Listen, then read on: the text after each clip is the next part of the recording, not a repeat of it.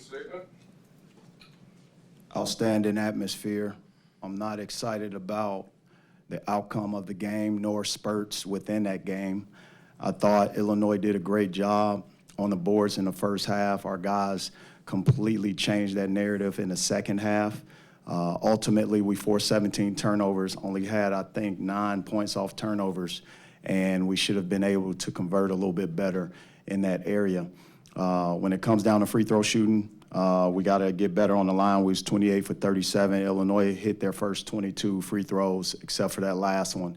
I thought we had a great look, could have called timeout, but I wasn't going to get an open shot, more open than what we got with 2v1 versus a set defense. So I trust our players and trust what they do, and ultimately it was in and out. So. All right, questions for Coach Gates, Tony Perkins, and Tamar Bates?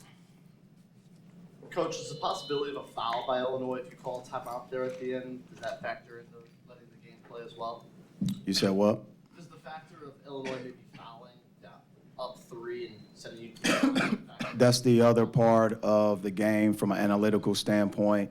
I had Trent Pierce, Jacob Cruz on a 2v1, and we got a shot up, and you're not going to get an open shot more than that. And obviously, Illinois definitely would have fouled.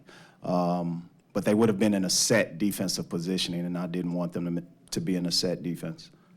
Coach, you look at the two programs over the past 3 years in the meetings, and they've been blowouts both ways. What do you think it says about this game, being as close as it is, kind of restoring some of that rivalry feeling to this matchup? It was fun. It was a March game. I thought the atmosphere was great, but what we did not do in this game, we didn't hold the lead for a period of time that I thought would have stressed Illinois out a little bit more. I thought our guys, fought back and got the lead in the first half, coming out the gate, and then late in the first half, then again late in the second half. But to only have 6 minutes of lead in that game, that's a tough position to be in. But it was a great atmosphere. Both staffs, both coaches. I got tremendous respect for the program, but I wish we could have come away with a win. And it was a great NCAA tournament atmosphere. That's what it looked like to me. For Tony and Tamar, Coach mentioned the points off turnovers not being what it usually is for you guys. Just what do you think was kind of a factor in that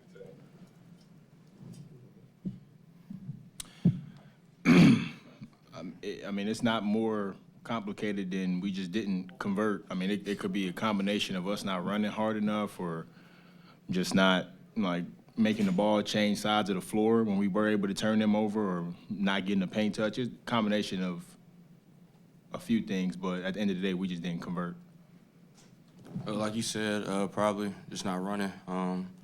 Do a lot of kick the balls to the side that opens up the floor and create different driving lanes for everybody. So I think on a break, just getting to the rim and, that's what we good at. So I think if we get back to that, we'll be good. For Tamar and Tony, Illinois started the game shooting 4 of 6 from 3 and then went 4 for 20 the rest of the game. What kind of adjustment did it take defensively? I would just say the pressure, us being locked in, wanted to win the game, everybody just trusting each other and being behind each other and, just helping each other defensively on the rebounds and just, next man, help. And then I feel like it was also just us not being in the blender as much. They were able to just swing the ball around the horn a lot, and when they started to miss more of those threes, we blew up some of their plays or we threw off their cadence in terms of how they run their offense, so they were off balance shooting some of those threes. But I mean, yeah, we, like Tony said, our communication picked up, our fight picked up, and then that's how we were able to change that percentage in terms of three-pointers. Tomorrow you guys have now played 2 highly competitive non-conference rivalry games. Come out on the wrong side of one and come out on the right side of the other one. How does that prepare you guys for what's coming in SEC play? Well, I mean, the SEC has proved to be the best conference in the country thus far. So, I mean, for us being in these close games and having these lessons to look back on, we just know what we have to clean up. We gave up a lot of offensive rebounds in the first half, and we knew that's their game plan. That's what they, hang their hat on, and we only gave up 2 in the second half. So it's just little things like that, just executing the scouting report because, I mean, every scouting report in SEC play will be extremely detailed, and it's just going to be up to us to execute. Tony, you seem to kind of add some elements to your game today, driving the ball, dunking, on the rebound, you had another dunk. For you, was there like a conscious effort kind of to be more aggressive in this game? It's kind of a new element. I would say just be myself. So that's the answer. Last 2 times Tony played Illinois, he had, 20 and 30 or something like that? Yeah. So he's used to playing against the Illini from his Big Ten experience. Coach, you have a roster of guys like Trent Pierce, Peyton Marshall, Jacob Cruz, and Tamar Bates who really stepped up their game in the second half. What do you think that says to your roster and your ability to have these guys come out in these key moments? Well, I'm proud of our team, and I'll continue to say that. That's what I told them in the locker room. I'm proud of them. I love them. We cut the lead 2 or 3 times between the 11-minute mark and the 9-minute mark, and each time Illinois made a tough shot. So they had timely execution. The thing that we didn't do is hang our head, and we kept fighting. We kept our foot on the shovel, and we kept digging. And that's the sign of a good team. What I like is our depth. Marcus Allen changed the game in the second half for us. Peyton Marshall changed the game in the second half for us. Those guys ignited something, and we just built on top of that. And what I'm thankful for is the way we respond in adversity. That's what the last, I guess, our 2 losses provides. It provides intel of how our guys have stayed connected through a little adversity, but more importantly, they've stuck together and they've dug themselves out of certain situations. We got to do a better job in terms of executing those defensive assignments in those moments, but sometimes players just make big plays, and you can't do nothing about it. Very rare touches on 23 baskets. Did you feel like the ball move, was that a product of how the game just kind of flowed in your mind, or did you get the looks in the isolation that you want? Yeah, it's unfortunate they don't count assists with foul shots. It's unfortunate. It's modern day basketball, guys. We can't read this black and white stat sheet and understand or not understand. We gained assists. They just don't count them in this box score when you get fouled. We gained a lot of assists.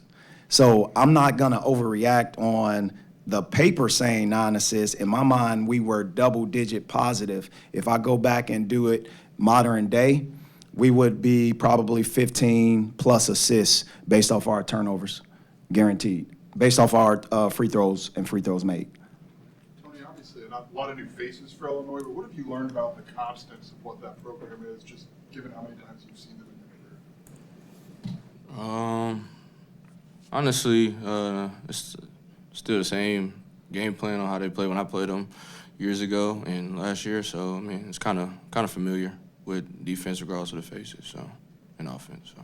You talked about just not being able to sustain a lead. How does that impact how you coach the game?